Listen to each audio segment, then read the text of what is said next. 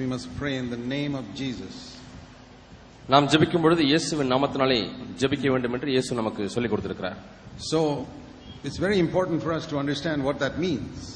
அதனுடைய பொருள் என்ன என்பதை நாம் அறிந்து கொள்வது மிகவும் முக்கியமானது. Because if most of you are honest, you'll have to admit that most of your prayers are not answered. உங்களிலே அநேகர் நேர்மையாக சொல்ல வேண்டுமானால் அநேக ஜெபங்களுக்கு பதில் கிடைக்கவில்லை என்றுதான் நீங்கள் நேர்மையாக ஒத்துக்கொண்டு சொல்ல வேண்டும். Even if one prayer of yours which you prayed in the name of Jesus is not answered, you must find out why. நீங்கள் ஜெபிக்கிற ஜெபங்களிலே ஒரு ஜெபம் இயேசு நாமத்தினாலே ஜெபித்த ஜெபத்துக்கு பதில் கிடைக்கவில்லை என்றால் அது ஏன் என்பதை நீங்கள் ஆராய்ந்து பார்க்க வேண்டும். See, if your scooter is not working, you'll go and take it to a mechanic and find out why. உங்களுடைய மோட்டார் பைக் ஸ்கூட்டர் வேலை இல்லை என்றால் உடனே நீங்கள் மெக்கானிக் ஷாப்புக்கு அதை ரிப்பேர் செய்கிற இடத்திலே கொண்டு செல்கிறீர்கள். You will not accept it if 29 days of the month your scooter is not working. ஒரு மாதத்தில் 29 நாள் ஸ்கூட்டர் வேலை செய்யவில்லை என்று சொன்னால் அதை நீங்கள் ஏற்றுக்கொள்வீர்களா? You will not be happy if one day in a month your scooter works. மாசத்துல ஒரு நாள் என்னுடைய ஸ்கூட்டர் ஓடுகிறது, என்னுடைய வண்டி ஓடுகிறது, மற்ற நாட்கள் ஓடவில்லை என்று சொன்னால் அதை நீங்கள் ஏற்றுக்கொள்வீர்களா? But are you happy if 1 out of 30 prayers is answered? நீங்கள் செய்கிற 30 ஜெபங்களிலே ஒரு ஜெபத்துக்கு தான் பதில் கிடைத்திருக்கிறது. ஆகவே நீங்கள் சந்தோஷப்படுவீர்களா, திருப்தி அடைவீர்களா? You know, it is because God sees that we are not bothered whether our prayers are answered or not, that we don't go further in this matter of answered prayer. இந்த ஜெபத்துக்கு பதில் கிடைக்கிற விஷயத்திலே ஜெபத்துக்கு பதில் கிடைத்தால் என்ன கிடைக்காவிட்டால் என்ன அதை பற்றி எனக்கெல்லாம் கவலை இல்லைன்றதான ஒரு மனப்பான்மை இருக்கிறபடினாலே தான் தேவனுக்கு அது கடினமாக இருக்கிறது. How many promises there are in scripture? If you ask anything in my name, my Father will give it to you. என்னுடைய நாமத்தினாலே நீங்கள் எதை கேட்டாலும் உங்களுக்கு தருவேன் என்று எத்தனை வாக்குத்தத்தங்கள் புதிய ஏற்பாட்டிலே காணப்படுகிறது. I remember some time ago. சில காலத்துக்கு முன்பாக சில நாட்கள் முன்பாக எனக்கு ஞாபகம் வருகிறது. I don't have any gift of healing. My gift is teaching. எனக்கு இருக்கக்கூடிய வரம் சுகமாக்கும் வரம் அல்ல, எனக்கு போதிக்கக்கூடிய வரம் தான் இருக்கிறது. So I don't claim to have any gift of healing. எனக்கு குணமாக்கும் வரம் இருக்கிறது என்று நான் சொல்லிக் கொள்வதில்லை, எனக்கு அது இல்லவும் இல்லை. But the Bible says that even if you don't have the gift of healing, if somebody is sick and they call the elders to pray, you must anoint and pray in the name of the Lord. ஆனாலும் வேதம் சொல்லுகிறது உங்களுக்கு குணமாக்கும் வரம் இல்லாவிட்டாலும் கூட வியாதிப்பட்டால் ஒருவன் சபை முப்பரை வரவழைக்க கடவன், அவன் அவனுக்கு எண்ணெய் பூசி ஜெபிக்க கடவன், அப்பொழுது அவனுக்கு சுகமாகும் என்று வேதத்திலே வாசிக்கிறோம். ஆகவே நான் போய் ஜெபிக்கிறேன். So as an elder I have to do that. மூப்பனாய் இருக்கக்கூடிய நான் அதை நான் செய்கிறேன். Because there is a command in scripture to do it. ஏனென்றால் அதை செய்யும்படியாக வேதத்திலே ஒரு கட்டளை உண்டு. So sometimes I pray for somebody and they are healed. ஆகவே சில சமயத்திலே நான் சிலருக்கு ஜெபிக்கும் பொழுது அவர்கள் சுகமடைகிறார்கள். Once one of our brothers was some 800 kilometers away and over the telephone I prayed for him and he was healed. ஒரு முறை ஒரு சகோதரர் 800 கிலோமீட்டருக்கு அப்பால் இருந்தார். நான் தொலைபேசியிலே அவருக்காக ஜெபித்தேன், சுகமடைந்து விட்டார். But then other people I pray and they are not healed. ஆனால் சிலருக்கு நான் ஜெபிக்கும் பொழுது மற்றவர்களுக்கு ஜெபிக்கும் பொழுது அவருக்கு சுகம் கிடைப்பதில்லை. So I sought the Lord. ஆகவே நான் தேவனை தேடினேன். I said, Lord, what is that? Here is a promise. Why is it they are not healed? ஆண்டவரே, இங்கே ஒரு வாக்குத்தத்தம் இருக்கிறதே, ஆனால் ஏன் அங்கே சுகம் வருவதில்லை என்று கேட்டேன். Why is it in some cases I seem to have faith, some cases no faith? ஆண்டவர் ஒரு சிலருக்கு ஜெபிக்கும் பொழுது எனக்கு விசுவாசம் இருக்கிறது போல இருக்கிறது, சுகமடைகிறார்கள். ஆனால் ஒரு சிலருக்கு ஜெபிக்கும் பொழுது சுகமடைவதில்லையே ஏன் என்று கேட்டேன். There are two things the Lord has shown me. ஆண்டவர் எனக்கு இரண்டு காரியங்களை காண்பித்தார். ஒன்று, the Lord said there's something in their life that you don't know. உனக்கு தெரியாத ஏதோ சில காரியங்கள் அவருடைய வாழ்க்கையிலே காணப்படுகிறது. So I don't heal them. ஆகவே நான் அவர்களை சுகப்படுத்துவதில்லை. I never wanted to find out what that thing is. அது என்ன என்று அதை போய் நான் ஆராய்ச்சி செய்து தேடி பார்க்க விரும்பவில்லை. Because I am not interested in finding out anything about somebody else's sin. வேறு ஒரு மனிதனுடைய பாவங்கள் எல்லாம் போய் கண்டுபிடிப்பதற்கு எனக்கு விருப்பம் இல்லை. There's only one person whose sin I want to find out, that's my own. ஒரே ஒரு ஆளுடைய பாவத்தை கண்டுபிடிக்க வேண்டும் என்று விரும்புகிறேன், அது நான் தான். So I don't ask God to show me anybody's sin. I am not interested. ஆகவே ஆண்டவரே இவருடைய பாவத்தை எனக்கு காண்பியும் அவருடைய பாவத்தை எனக்கு காண்பியும் எல்லாம் நான் கேட்பதில்லை, அதில் எனக்கு விருப்பமும் இல்லை. But I am absolutely convinced of one thing. நான் முற்றிலுமாய் ஒரு காரியத்தை குறித்து நிச்சயித்திருக்கிறேன். That it is because of sin that God does not answer many prayers. பாவத்தின் நிமித்தமாகத்தான் தேவன் பல ஜெபங்களுக்கு பதில் கொடுக்க முடியாமல் இருக்கிறார். It says in Psalm 66 and verse 18 சங்கீதம் 66:18 வாசிக்கிறோம், that if I regard iniquity, the Lord will not hear me. என் இருதயத்திலே அக்கிரம சிந்தையை கொண்டிருந்தேன், ஆனால் ஆண்டவர் எனக்கு செவி கொடார். That is in the heart. இருதயத்திலே தான் அந்த அக்கிரம சிந்தை இருக்கிறது. You don't do anything outwardly. வெளிப்பிரகாரமாக இன்னும் அக்கிரமத்தை எல்லாம் செய்யவில்லை. If there is some sin you're thinking about in your heart, ஏதோ ஒரு பாவத்தை குறித்து உள்ளத்திலே நீங்கள் எண்ணிக்கொண்டிருந்தால் போதும், then you, according to this verse, you pray and pray and pray and God doesn't hear. இந்த வசனத்தின் அடிப்படையிலே நீங்கள் தொடர்ந்து ஜெபித்துக் கொண்டே இருக்கிறீர்கள், ஆனாலும் தேவன் ஜெபத்துக்கு செவி கொடுப்பதில்லை. There is one more reason the Lord gave me. இன்னும் ஒரு காரணத்தை தேவன் எனக்கு கொடுத்தார். But I don't think I should mention that, because sometimes elders can abuse their authority. மூப்பர்கள் தங்களுடைய அதிகாரத்தை துஷ்பிரயோகம் பண்ண முடியுமாகவே அதை நான் சொல்வது சரியில்லை என்று எண்ணுகிறேன். But let me say this to you. ஆனால் இதை உங்களுக்கு நான் சொல்லட்டும். God is a good God. தேவன் நல்ல தேவன். Jesus tried his best to teach his disciples that. தேவன் இயேசு சிஷ்யர்கள் இருந்த பொழுதெல்லாம் அவர்களுக்கு எவ்வளவோ போதிக்க முடியாய் அவர் விரும்பினார். We must never doubt that. ஒரு காலம் நாம் அதை சந்தேகிக்க கூடாது. That God is more loving than any earthly father. பூமிக்குரிய எந்த ஒரு தகப்பனை காட்டிலும் நம்முடைய தேவன் அன்பான ஒரு தகப்பன் என்பதை நாம் விசுவாசிக்க வேண்டும். I am a very poor father. நான் அவர் நல்ல தகப்பன் அல்ல. Compared to God. தேவனை ஒப்பிட்டு பார்க்கும் பொழுது நான் தகப்பன் என்ற ஸ்தானத்தில் மிகவும் குறைவுள்ளவனாக இருக்கிறேன். Best father on earth is an evil father compared to God.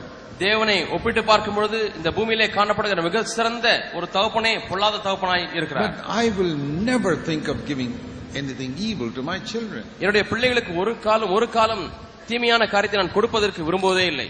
I never think of, if I have a sickness, can you imagine me wanting to give that to my children? எனக்கு ஏதோ ஒரு வியாதி இருக்கிறது என்று வைத்துக் கொள்ளுங்கள், அந்த வியாதியை நான் என் பிள்ளைகளுக்கு நான் கொடுப்பேனா? அதை நான் கற்பனை செய்து பார்க்க முடியுமா? How can God ever want to give us sickness? அப்படி இருக்குமானால் எப்படி தேவன் தம்முடைய பிள்ளைகளுக்கு ஒரு வியாதியை கொடுக்க முடியும்? We got so many wrong ideas about God in our head.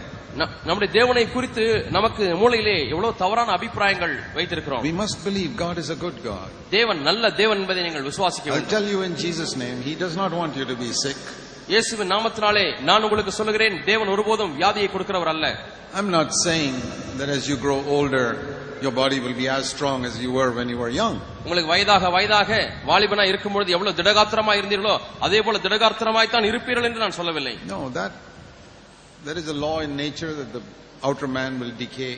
இயற்கையிலே ஒரு பிரமாணம் இருக்கிறது, பிரமாண மனுஷன் நாளுக்கு நாள் ஒழிந்து போகிறான் என்று. That says in the Bible in 2 Corinthians 4. அது வேதத்திலே நாம் பார்க்கிறோம் 2 கொரிந்தியர் 4 அதிகாரம். That is the word of God and you can't change it. அது தேவனுடைய வார்த்தை, அதை மாற்ற முடியாது. As we grow older, we become weaker and we have some aches and pains and all that. நாம் வயது செல்ல பலவீனமாய் மாறிக்கொண்டே இருக்கிறோம், இங்கும் அங்குமாய் வலி ஏற்படுகிறது. But God doesn't want us to be sick. ஆனால் நாம் வியாதிப்பட முடியாது, தேவன் விரும்புவதில்லை. He may want you to grow old, but he doesn't want you to become sick. வயதாக முடியாது தேவன் விரும்புவார், ஆனால் வியாதிப்பட முடியாது தேவன் விரும்புவதில்லை. Even when the apostle Paul had a sickness which he prayed 3 times for God to take away. அப்போஸ்தலனாகிய பவுலுக்கு வியாதி வந்த பொழுது அவர் 3 முறை ஆண்டவரே இதை எடுத்து விடும் என்று ஜெபித்தார். We read in 2 Corinthians 12 God said no. 2 கொரிந்தியர் 12 அதிகாரத்தில் தேவன் இல்லை என்று சொல்லிவிட்டார். But he said my grace is enough for you. ஆனால் என்னுடைய கிருபை உனக்கு போதும் என்று சொன்னார். Because grace is power. ஏனென்றால் கிருபை என்பது பலன்.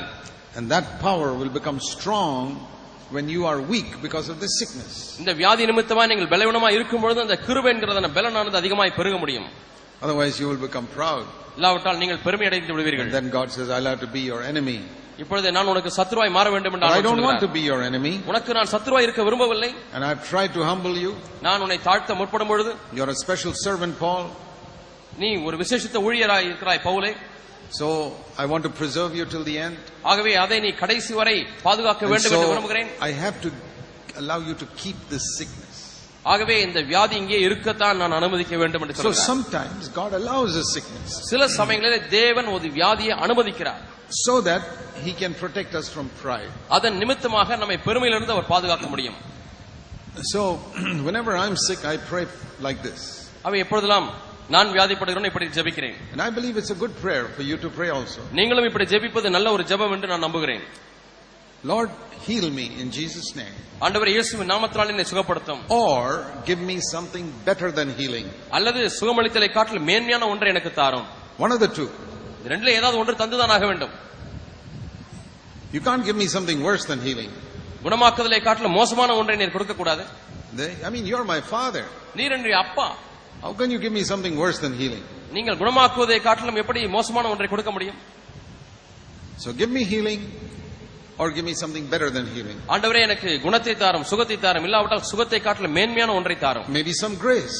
சில கிருபை, ஏதோ ஒரு கிருபை. You know, if the Lord were to ask me, do you want healing or do you want grace? உனக்கு கிருபை வேண்டுமா, உனக்கு சுகம் வேண்டுமா என்று என்னை கேட்டால் I'll definitely say grace. நான் கண்டிப்பாக எனக்கு கிருபை வேண்டும் ஆண்டவரே என்று கேட்பேன். Grace is million times better than healing. சுகமாக்குவதை காட்டிலும் கிருபையானது லட்சக்கணக்கான மடங்கு பெரியது. But it is God's will that we should be healthy. ஆனால் நாம் ஆரோக்கியமா இருப்பது என்பது தேவனுடைய சித்தமா இருக்கிறது. At the same time, many sicknesses come because we live in a world which is under the curse. அதே சமயத்திலே நாம் சாபத்தின் கீழா இருக்கக்கூடிய பூமியிலே வாழ்வதனாலே நமக்கு பல வியாதிகள் வருகிறது. Don't always think that every sickness is due to sin.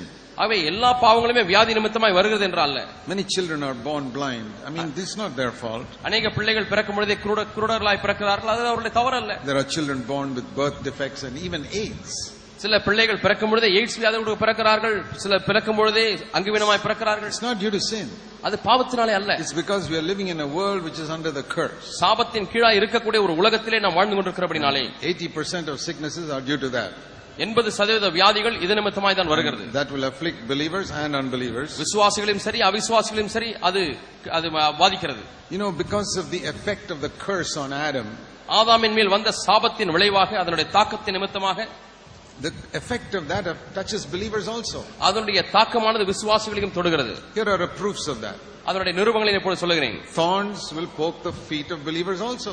முள் அவிசுவாசியை போல விசுவாசியுடைய காலையும் குத்துகிறது. Perspiration is because of sin. வேர்வை பாவத்தினாலே தான் வருகிறது. You see how much we perspire in these days? இந்த நாட்களில் எவ்வளவு நமக்கு வேர்க்கிறது பார்த்தீங்களா சூட்டினாலே? Do believers perspire? விசுவாசிகளுக்கு வேர்க்குதா? The Lord told Adam, by the sweat of your brow you will earn your bread. உன் நெற்றியின் வேர்வையினாலே நீ நிலத்தை பண்படுத்தி சாப்பிட வேண்டும் என்று ஆண்டவர் ஆதாமுக்கு சொன்னார். Is a result of the curse. ஆகவே இந்த வேர்வை என்பது சாபத்தின் ஒரு விளைவு. Snakes can come into the garden of even of a believer or compound of a believer. ஒரு விசுவாசியுடைய நிலத்துக்குள்ளாக பாம்பு வந்து விட முடியும், அவனுடைய தடுப்பு சுவருக்குள்ளாக கூட பாம்பு நுழைந்து விட முடியும். And sickness can also come like that. பாவமும் வியாதியும் கூட அதுபோல வந்து விட முடியும். And the greatest proof is death comes to a believer. மிகப்பெரிய நிரூபணம் என்னவென்றால் மரணம் விசுவாசிக்கும் வருகிறது. So, if people say that God will heal every sickness, தேவன் எல்லா வியாதிகளையும் குணமாக்குகிறார் என்று யாராவது சொன்னால், because we are not under the curse, நாம் சாபத்தின் கீழாக இல்லை என்று சொன்னால், then why should we die? ஏன் பின்னர் மரிக்க வேண்டும்? Do believers die? விசுவாசிகள் மரிக்கிறார்களா? See, we should not live in a world of delusion. நாம் ஏதோ ஒரு பிம்பத்திலே தோற்றத்திலே வாழ்ந்து கொண்டிருக்க கூடாது. There is a time appointed for in God's mind for each of his children to die.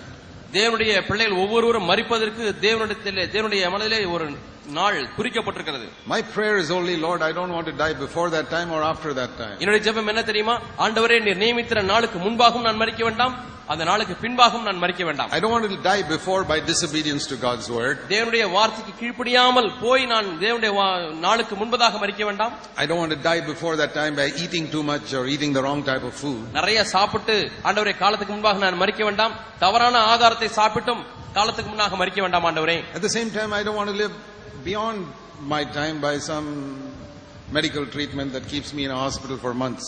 ஆண்டவரே அதே சமயத்திலே ஆஸ்பத்திரியிலே சிகிச்சை பெற்றுக்கொண்டு எனக்கு நியமித்த காலத்துக்கு பின்பாக நீட்டித்து நான் வாழ வேண்டாம் ஆண்டவரே. But before that time comes, அந்த காலகட்டம் வருவதற்கு முன்பதாக we should do the will of God before we leave this earth. நாம் இந்த பூமியை விட்டு கடந்து செல்வதற்கு முன்பதாக தேவ சித்தத்தை செய்ய And வேண்டும். for that we can ask God to give us help. அதற்காக நாம் தேவனிடத்தில் ஆண்டவரே எனக்கு ஆரோக்கியத்தை தாரும் என்று கேட்கலாம். You know the prayer that the Lord taught us to pray? தேவன் நமக்கு என்ன ஜெபிக்க கற்றுக் கொடுத்தார் தெரியுமா? Our Father who art in heaven, பரமண்டலத்தில் இருக்கிற எங்கள் பிதாவே, hallowed be thy name. உம்முடைய நாமம் பரிசுத்தப்படுவதாக. Thy kingdom come. உம்முடைய ராஜ்யம் வருவதாக. And the next prayer? அடுத்த ஜெபம் என்ன சொல்லுங்கள்? Thy will be done on earth that is in my life as it is done in heaven. உம்முடைய சித்தம் பரமண்டலத்தில் செய்யப்படுகிறது போல என்னுடைய வாழ்க்கையிலே இந்த பூமியிலே செய்யப்படுவதாக. I want to do your will. ஆண்டவரே உம்முடைய சித்தத்தை நான் செய்ய வேண்டும். Exactly like the angels do it in heaven. பரலோகத்தில் எப்படி தூதர்கள் செய்கிறார்களோ அதே போலவே நான் செய்ய வேண்டும் Total ஆண்டவரே. obedience. முற்றிலுமான கீழ்ப்படிதல். That's one of the prayers I've prayed. நான் ஜெபிக்கக்கூடிய ஜெபங்களில் இதுவும் ஒன்று. Before I leave this earth, ஆண்டவரே இந்த பூமியை விட்டு கடந்து செல்வதற்கு முன்பதாக Lord, I want to obey every command that a Christian should obey in the Bible. ஆண்டவரே வேதத்திலே ஒவ்வொரு கிறிஸ்தவனும் கீழ்ப்படியக்கூடிய ஒவ்வொரு கட்டளைக்கும் ஆண்டவரே நான் கீழ்ப்படிந்திருக்க வேண்டும். And I want to claim every promise that a believer should claim in the Bible. வேதத்திலே ஒரு விசுவாசி சுதந்திரிக்க வேண்டிய ஒவ்வொரு வாக்குத்தத்தத்தையும் ஆண்டவரே நான் சுதந்திரித்திருக்க வேண்டும். You pray that prayer. நீங்களும் இந்த ஜெபத்தை Lord, செய்யுங்கள். I want to obey every command a Christian should obey that is in the Bible. ஆண்டவரே வேதத்திலே காணப்படுகிற கிறிஸ்தவன் கீழ்ப்படியக்கூடிய அனைத்து கட்டளைகளுக்கும் ஆண்டவரே நான் கீழ்ப்படிய வேண்டும். Before I leave this earth. இந்த பூமியை விட்டு கடந்து And I want to செல்வதற்கு claim every promise that a believer should claim before he leaves this earth. அதே சமயத்திலே ஒவ்வொரு விசுவாசியும் சுதந்திரிக்க வேண்டிய ஒவ்வொரு வாக்குத்தத்தத்தையும் ஆண்டவரே நான் இந்த உலகத்தை விட்டு கடந்து போவதற்கு முன்பதாக சுதந்திரிக்க வேண்டும். There are more 6,000 or 7,000 promises in the Bible. 6000 7000 வாக்குத்தத்தங்கள் வேதத்திலே காணப்படுகிறது. I don't want to stand before God one day like this. ஒரு நாளிலே நான் தேவனுக்கு முன்பாக இப்படி நான் நிற்க விரும்பவில்லை. God says there were 500 promises you could have claimed when you were on earth. நீ பூமியில இருக்கும் பொழுது 500 வாக்குத்தத்தங்களை சுதந்திரிக்கலாமே. But you didn't read the Bible, you didn't know them. நீ வேதத்தையே வாசிக்கவில்லை, ஆக உனக்கு அந்த வாக்குத்தத்தங்களை தெரியவில்லை. Or when you read it, you didn't believe them. அல்லது நீ வாசித்த பொழுது விசுவாசம் இல்லாமல் வாசித்தாய். Because you had the same spirit of unbelief that other believers had. மற்ற விசுவாசிகள் இருக்கக்கூடிய அவிசுவாசத்தின் ஆவியை உனக்கு இருந்தபடினாலே நீ அதை பார்க்கவில்லை. You must say, Lord, even if every believer around me does not believe all these things, I'm going to believe it. ஆண்டவரே என்னை சுற்றி இருக்கக்கூடிய அனைத்து விசுவாசிகளும் இவங்களிலே விசுவாசிக்காவிட்டாலும் நான் விசுவாசிக்க போகிறேன் என்று சொல்ல வேண்டும். I remember about 35 years ago when I started believing that sin will not rule over me. 35 ஆண்டுகளுக்கு முன்பதாக பாவம் உங்களை ஆண்டு கொள்ளாது மேற்கொள்ளாது என்பதை நான் விசுவாசிக்க ஆரம்பித்தேன். Anger will not rule me. கோபம் என்னை Bitterness will not rule me. கசப்பு என்னை ஆண்டு கொள்ளாது. Lustful thinking will not rule me. இச்சையான எண்ணங்கள் என்னை ஆண்டு கொள்ளாது. No sin will rule me. எந்த ஒரு பாவம் என்னை ஆண்டு கொள்ளாது.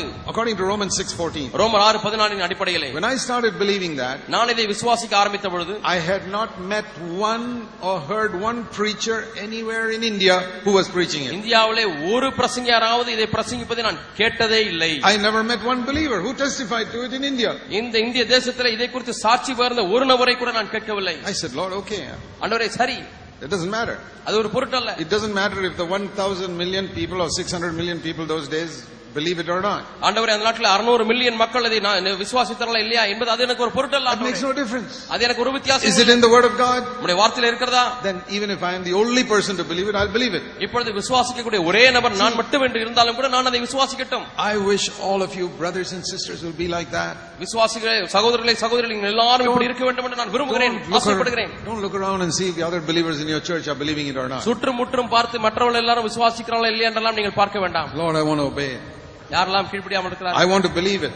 நான் அதை நம்ப விரும்புகிறேன், விசுவாசிக்க விரும்புகிறேன். Take that attitude to God's word. தேவனுடைய வார்த்தையை பொறுத்த மாத்திரத்தில் இந்த மனப்பான்மை எடுத்துக் கொள்ளுங்கள். You will see some amazing things happening in your life. உங்களுடைய வாழ்க்கையிலே வியக்கத்தக்கதான காரியங்கள் நடப்பதை பார்ப்பீர்கள்.